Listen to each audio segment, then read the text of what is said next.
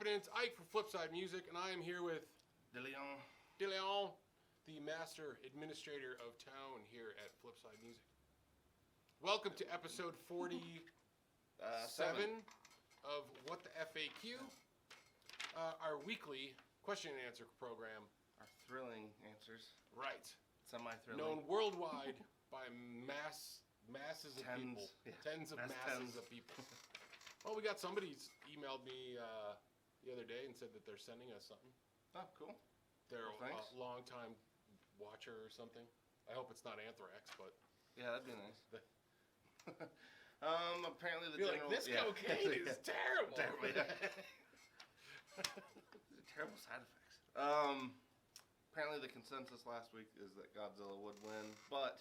Yeah. If King Kong was big enough, he would have the intelligence to possibly win. If he was big enough. I think there's a lot of variables. But with what he was given as a crazy Skull Island beast, he could not win just by himself. Yeah, but in Skull Island, he looks pretty damn big. Yeah, You know, but Skull like, he Island's looks like an bigger. Yeah. Well, it's like the big fish in a small pond situation. Yeah, well. Whereas just saying, he Godzilla, looks- like the whole world's his pond. Godzilla. Godzilla. Gojira. All right, so let's just jump into the questions, seeing that we're going. Yeah. I hope this camera will. I think it looks good. I can't see. I don't know. Does it look blurry? Well, we were having issues with the autofocus last night too, trying to do because anytime we were talking about the Demogorgon and we would try to show it to the camera. Well, if you go too far forward, the camera will autofocus. Right. But if I think we're good here, I just can't see that far. The little tiny screen. It's a wee little screen. It's a wee little screen. We can't tell if it's in focus or not. Well, let's just hope for the best. Flip Yeah. side style. Right. If not, you guys are going to watch a fuzzy video, the whole thing, because we ain't doing it again. Yeah. All right, well, let's just jump right into question number one from our preferred Canadian YouTuber, Ben Coombs of Canoons and Cooks. Canucks Coombs. Canuck Coombs and Cooks. Yeah. Canucks with guitars. So, Ben asks, my question for next week is, either of you own a talk box, and if you haven't, then why not? They're kind of weird. They're kind of, I don't know. Because, I mean, I would say maybe I have a weird dislike of them because people keep coming in to, try to sell them. And I don't know how to test it with the weird, gross tube. Right. Here, put your mouth on this. Exactly, yeah. So it's like maybe that's why I have Sorry, it. That and Bon Jovi. I'm not a Bon Jovi fan either. So, yeah. I guess Peter Frampton can, yeah. And Joe Walsh. That's another big talk. Yeah, Joe Walsh, he's another one I struggle. Sometimes he can play some really tasty stuff, and then other times I don't like what he did. It's weird. He's kind of... You definitely don't want to try the tube that Joe's Joe's been putting his lips on. I wonder if it's the same one. I've never used one. I think we got one somewhere buried in the back. Well, we had it once. I think we actually... Did we sell it? I thought we did, yeah. We might have. We definitely had one that came in. We did use it once, and I think... I didn't use it. Well, we had a customer use it. Oh. Okay. I played the guitar part while they did the mouth part, which was weird. But what's very weird about it is I didn't realize that, it flows air into your mouth to a portion, or at least that's what there's a little bit of air pressure. Really? So changing the size of your mouth is what was causing a lot of it. It was kind of odd. Yeah, it was kind of interesting. It wasn't what I thought. So yeah, I haven't used one. You haven't used one. I'd say yeah. I mean, honestly, a wah does good enough. I mean, I feel like it fakes it well enough. Right. I don't think I have a use for that. I mean, actually the only use of it I ever did was Alice in Chains on Man in the Box. Yeah. I like that one. But yeah, no, I feel like they're weird. They require a very odd setup and very specific setup. And in a tube. Yeah. And you gotta get your tube. Sure. Yeah. You gotta get your tube onto the microphone stand. So yeah, I guess we just feel like they're kind of funky and weird. Yeah, I don't think so. Yeah. Tube pedals are not that kind of tube pedal anyway. From MJ, this next one's really more of a comment. He wants us to do the G3, G4 demo. We were kind of talking about try to get into that. Yeah. We're trying to, what we've been doing is we're waiting for, to be honest, that kind of goes along with this, is we're waiting for the D20 from Rev. Yeah. Because, okay, so check it out. Those of you guys that have been here know our situation. Well, there's a recording studio right next door. Literally on the other side of that wall is a recording studio. Right. So we have some issues sometimes with sound, and we play nice. Those guys are super cool, and we try to do the best we can, but we sell things that make a lot of noise. Yes. So when we want to test some stuff, sometimes it works best when they are fully engaged. Yes. So it can get loud. And we've been trying to work with like a load box or some type of an attenuator that wouldn't, we were thinking about it, and then Rev comes out with this D20, and we're like, that's the answer. It has the torpedo load box. Right, it's got the torpedo load box right in it, and so I think we're kind of waiting on that to see.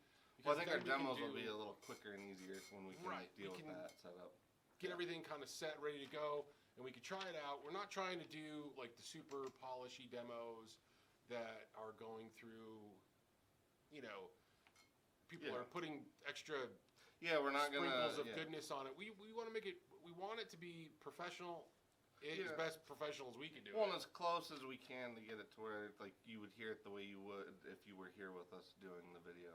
Because it's like we're not going to do any like post-editing, post-EQ stuff. Yeah, we're not going to compress or do any add extra stuff. And what we want to do is just let you guys know what we are doing, saying, hey, if we did put some reverb on it, like, hey, here's a little bit of reverb, and this is what we used, just so we could weten it up a little bit. Or if we, if it's used in the video, it'll be in the video. Right, and because I can't stand it when I see a video about a drive pedal, and it's like, I like the videos where people are using it in a mix. Yeah, but then when they add like delay and all that other stuff, and it's like sometimes I feel like that's cheating. If you burnt the turkey. Right. In the oven, and then you just put extra barbecue sauce on it, you could still taste a little bit of the burnt. Yeah. You know what I mean? So, that's what one man's burnt is another man's barbecue. One man's shitty turkey is another man's delay. Exactly. Yeah. That's a one-to-one relation. Yeah, it works. So, we'll get to it. Yes. But yes, that we're hoping that the D20 will help us streamline the video process so that we can do it more frequently without pissing them off. Right. Because we're going to still try to do full ones, like any of the Doomier ones. I'll bring in my stuff, but for the most part, we're going to have to schedule that in advance and all that. Yeah, because his rig is massive. So, so that's the answer with a statement. Yes. So that's the answer to the statement. Yes. The next one's kind of a comment discussion as well. It was a follow-up from last week where we were kind of talking about how to deal with other people in bands, especially when you got to bring up possible issues or even mistakes without being a jerk about it. Oh, yeah. So John Harden, he said, always record your practice and for sure your gigs. That way you can let everyone in the band hear the bad parts and the good parts. I think that's a good, I think that's a good way to handle it because then, nobody's just leveling out all this criticism. Everybody's kind of getting to hear it objectively. Yeah, you have I think listening to it objectively sometimes isn't always true. Well, yes, but I think most people are their biggest critics. So I feel like for the majority of people, not everybody, but there's also people that don't. They're like, yeah, it's great, and you're like, no, like, oh, it's fuzzing out. No, it is fuzzing out. What's going on here? Stop doing what you're. Why is it doing that? There's nothing. We're not even moving. I don't know. It's sensing the presence of other. What's it focusing on? I don't know, but it's like we're not. Hey man, the Sybil mushrooms kicked in. Woo! What kind of crap is this? And we're gonna let it roll because that's how we do here. We're gonna totally pro at flip side. Yeah, we can't wait till we go to the D20. Exactly. Yeah. We'll figure this out. Oh, that thing makes me so pissed. What even happened? Did we move something? I don't know. All right. Maybe our beards grew closer. I don't know. Anyway, what the heck were we talking about? Oh yeah. So yeah, listening to your recordings, that's the best way to do it because you can hear. I mean, you're going to be your own worst critic. I know I am. I'm like, oh, I didn't hit that right. That sounded like crap. I flubbed that up. Blah blah blah. Thing is you're never going to hear it. You're never going to hear it after the fact. You're going to maybe know you did it, but you didn't hear you. Well, and sometimes you might even, like, there's been times where I thought I really messed something up bad, and it didn't come out that bad, or vice versa, where I thought it was good, and it was like, holy shit, that was bad. Yeah. Yeah. I've done that. I've had some recordings where I'm like, oh, that wasn't so, oh, geez, that was. Yeah. That was off, or I should have got it there. Or, same thing, I've done stuff where I'm like, oh, I didn't know, I didn't feel so great about a solo or something, and then I heard it back, and I'm like, oh, that actually did kind of work. You know, it did kind of fall into place, so. Well, one of my favorite things about recording yourself is if you do hear your tone from time to time, and if you're changing anything, like you have a reference point for when you probably liked your tone the best. Mm-hmm. So to me, it's always a good thing, because too, you got to keep that in mind that what everybody else is hearing is going to be a little bit different than what you're hearing right up on the amp. Right. So I think having recording in the room is kind of a nice way to create a reference point. Yeah, references. Yeah. Yeah, it's very European. Yeah, it's French. It's very European. It's references. All right, Jake Yergert. Jake Yergert. He said for the next one, he said he saw a band last night that did every single tacky thing you should avoid on stage. So his question is, what automatically turns you off from a band when you see them live? Ooh, that's a kind of a thinker question for me. It is, because it's hard for me. It's like I know it in the moment, but it's not something I go in thinking about, I guess. I mean, I know that like the cheesy '80s crap. You know, like the guitars. All. Yeah. But I know it's the super leg. cheesy. Like at Maiden, I know you hated the leg thing. Oh, that thing that one dude kept doing. He kept putting his leg up on the fucking speaker. Oh, that was like, who is this guy? What is he doing? That, and I can't stand the leg kick from like Malmsteen. Like there's a that move annoys me. Honestly, just his whole whole vibe aggravates me. Yeah, me. exactly. Yeah, the cheesy like guitar thing from the '80s kind of drives me a little crazy, unless ZZ Top's doing it, because they're usually doing it in like this groovy, kind of swing, time thing, and to me that like it's the same kind of deal. Well, I always thought they were doing it, not really ironically, but kind of just sort of just to poke fun and have fun. Well, I think they were kind of doing it before these other guys. Yeah. But they were just doing it slow and part of the groove, and it was kind of a funny thing. And because if you ever watch like old ZZ, they both kind of like step into it. Yeah. Like very smooth. Like they're like. Well, they have that one where they kind of walk forward and then they do literally like step right into the motion. Yeah. So that's one. I don't. What other? Yeah, I'm with you though. It's hard to think of it. Well, without for me, being honestly, in the like moment. bands that interrupt the flow of the show to talk a lot. I hate that. Oh, that's okay. That's a good point. Yeah, I hate that. Because, like, now granted, I do come from more of a metal background in terms of shows. And a lot of metal bands, it's just they get out, they do their thing, they say bye, and they're out. There's no, like, and I feel like it's cool because you just ride that constant wave. Whereas bands, like, you see them and they're cracking cheesy jokes or they're. So I can't do the Steel Panther thing. I can't listen to 20 minutes of dick jokes. Right, in between every single song, and it's like, it sucks. Now, I don't mind if an artist, says something in between or sets up the song saying, hey, you know what, I wrote this song because... Like a good lead-in. I was out on a thing, and this happened, and this is kind of what... And this was born from that. Right. Well, that's cool. It gives you a background of the song. It's cool.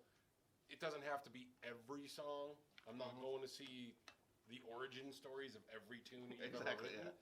But I do like when a band does that. I get a little aggravated with politics, and when people are spewing their politics in between songs, especially if it's a long thing, because my thought is that if your band has some songs that are politically driven, that's you're making your point in the song. Yeah. I don't have to hear your shit in between the songs. Yeah. You see what I'm saying? Yeah. No, I can agree to that. Yeah. For me, it really is. It's any kind of disruption that pulls you out. Because to me, like going to the show, the whole thing is like being in it, being engaged, kind of being immersed in it. And as soon as people start just talking in between every song, you slowly start to remember that your feet hurt and you want to get out of there. And it's like that's just not. I don't know. It's just like I like it to be a sustained show, and I don't like the interruptions. I can understand that. Like I said, I like a little bit in between. Yeah, and then like you said, the political thing, especially like if they're just saying just shit to like rile people up, like when you can tell it's not really what like like you're saying, if a real political band would get the Would be message across in the music. In the music, they'd be Right, bringing it through. right. Yeah, Whereas, that's like, where it's gonna be powerful. Right, not they don't need to because- have this big diatribe before they go into it. And so, yeah, I would agree that kind of annoys me too. So that's, I think, some things. And the thing, I'll probably go to a show and be like, oh yeah. Exactly. Yeah. Well, that's what I I mean. It's should've one of those said things that like you thing. know it when you see it, but it's hard to pinpoint, or it's hard to think about that going in. I guess. Well, and every band is pretty different. I would say, rehearsed. That's one thing I actually don't like when you can physically tell and Oh, feel that a yeah. band is super rehearsed. Like that kind of Well- pulls me out of it because then I'm like, you guys aren't really feeling it. You're just doing what was on your, I don't know. They're I just don't know showing if up. that's a tacky thing though.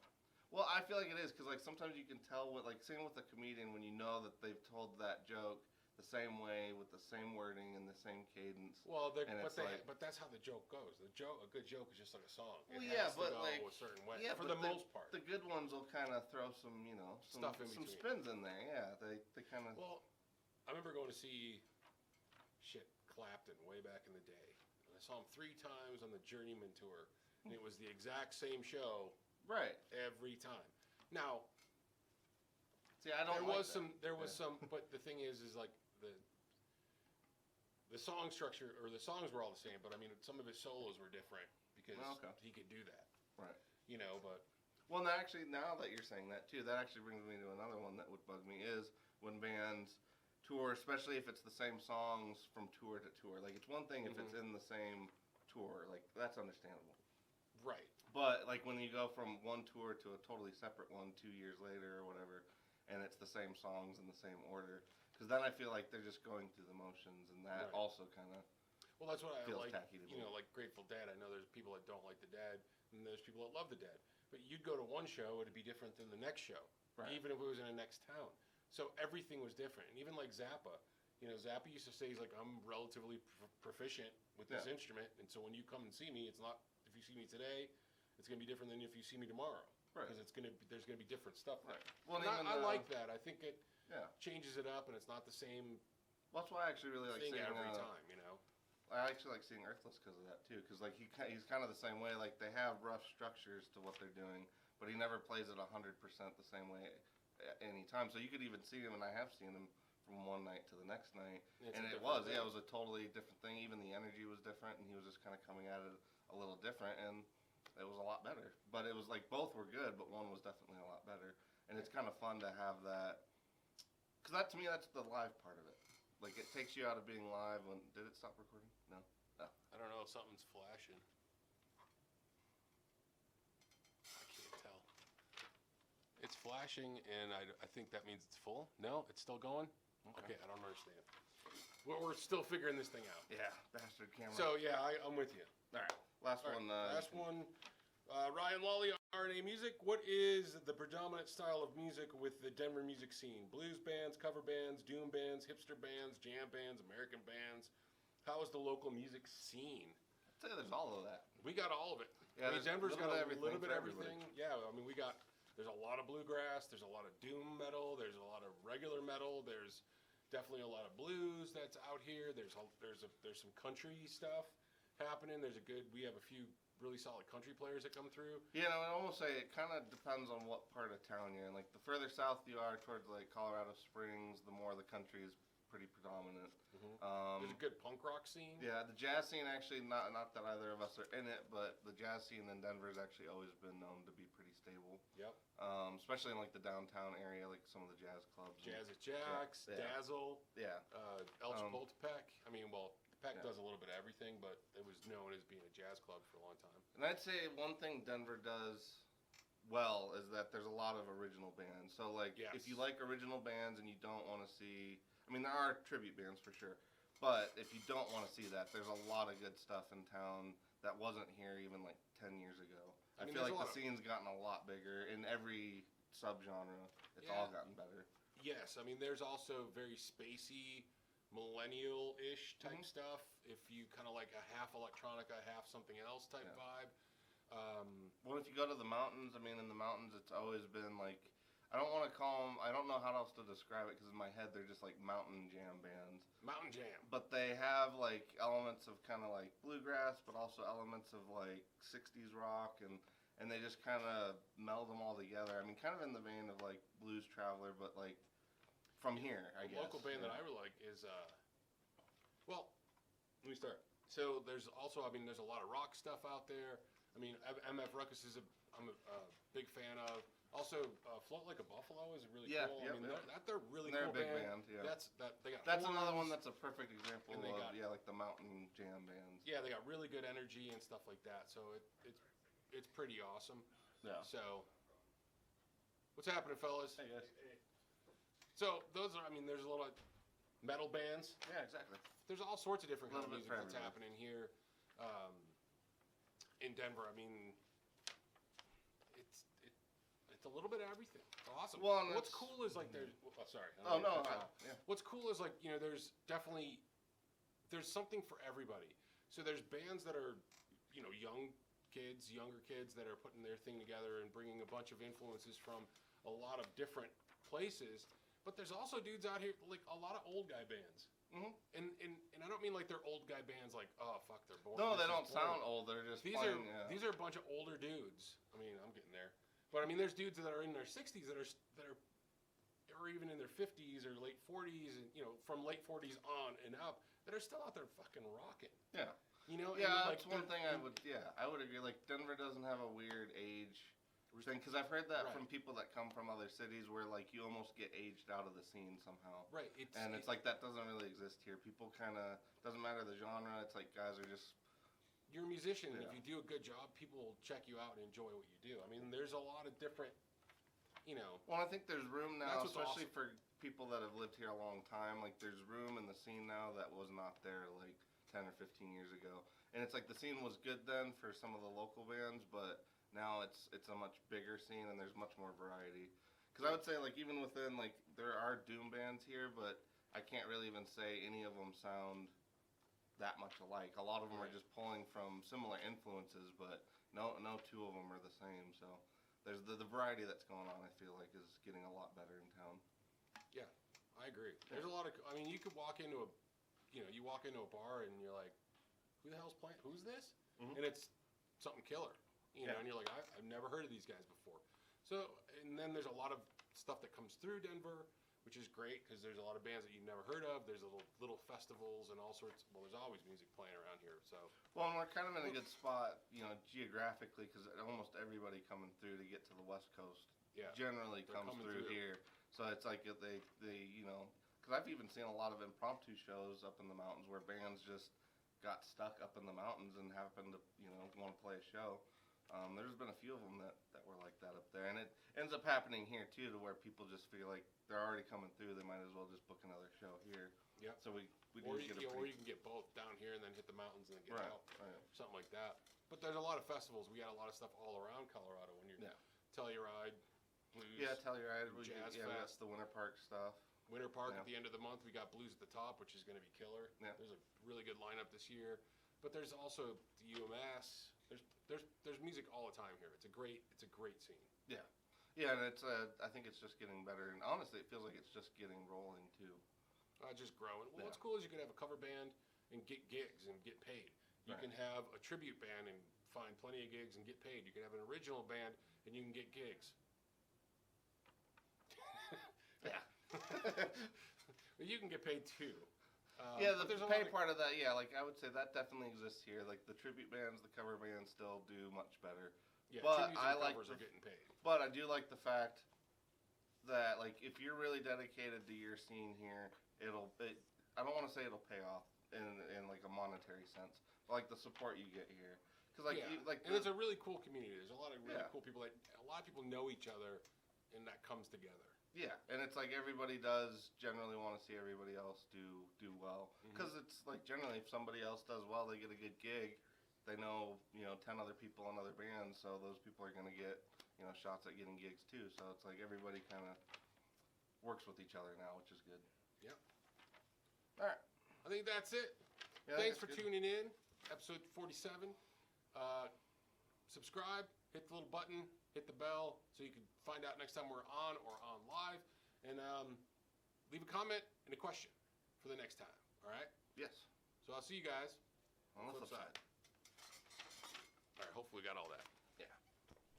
blur and all. Maybe, yeah, there's a lot of